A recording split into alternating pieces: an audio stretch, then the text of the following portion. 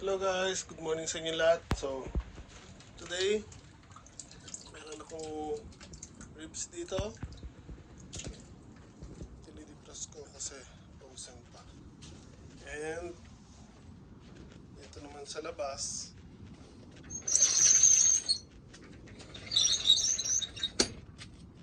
beautiful sunny Sunday. Ayan, may umusok. Smoker ko, pinaprep ko. Meron akong apoy dyan. So, kinocondition lang natin yan. Bagong linis yung smoker ko. Ayan po. So, pinapainit ko lang siya. And, once na ma-defrost yung ribs natin, lalagyan natin ng rub.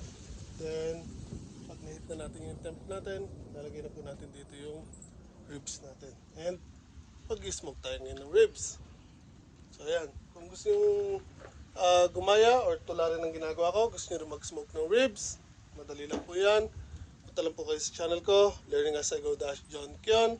Meron po akong tutorial doon kung paano ako nagluto ng ribs. Hindi ko po sariling recipe yan, kinuha ko lang din po sa YouTube. So, pwede rin kayong gumawa nun, punta kayo sa YouTube. Maghanap lang kayo ng recipe na magugusto nyo. Marami naman kasi magaganda doon at masasarap ang timpla nila. So, pwede nyo gayahin kahit sino po doon. And again, ito,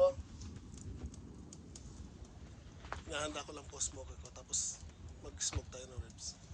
May pakita ko sa inyo.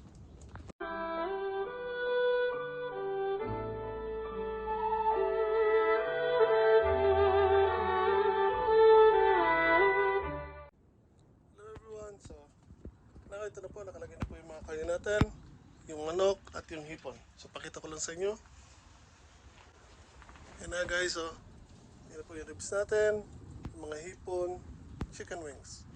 So, tayo lang natin ito maluto. Again, ang ribs, 7 hours bago maluto. And yung mga chicken wings, siguro mga 1 oras. Okay na po yan. Hipon, ilang minuto lang po yan, tapos na po. So, kung nagustuhan niyo po yan, pakipalo naman po.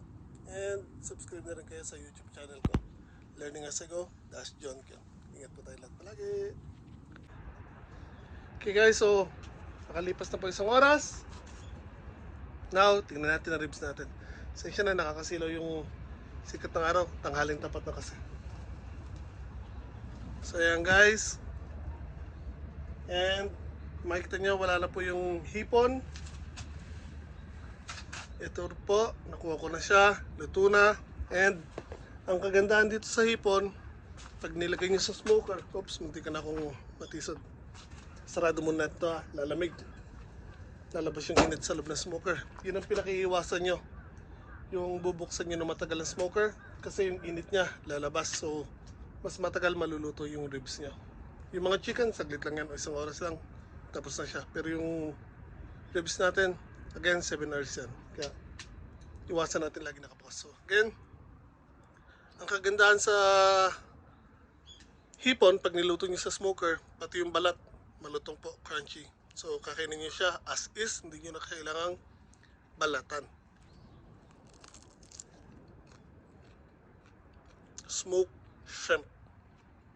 Spicy, pero ang sarap.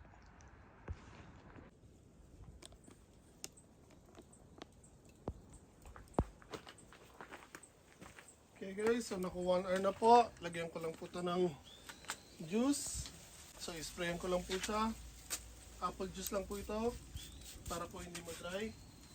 Wait, labas natin saglit.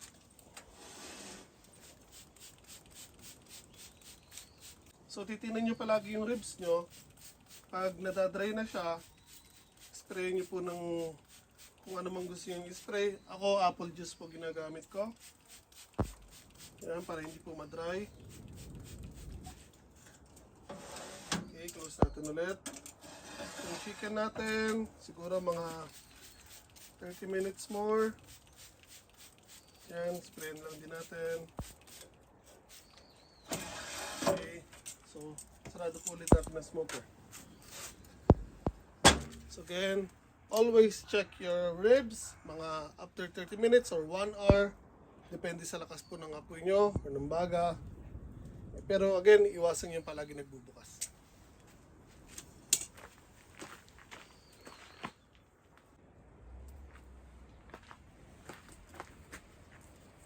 Okay guys, so luto na yung chicken ko. Kukunin ko naman na yung chicken ko. Then, okay guys, so sorry. Automatic na close yung video ko. So ito po, nakuha ko na po yung mga chicken. Ayan. So, yung ribs natin, ganda na rin po kulay niya. Pasok ko lang sa loob ng bahay. Then, hinarap naman natin yung ribs. Okay guys, so ito na po. Almost done na ang ribs natin. Natanggal na rin natin sa foil. Pasensya na po, hindi ko nakuna na ng video nung nirap ko siya. Kasi po nagmamadali ako, ang dami kong ginagawa. So again, hindi po yung ribs natin.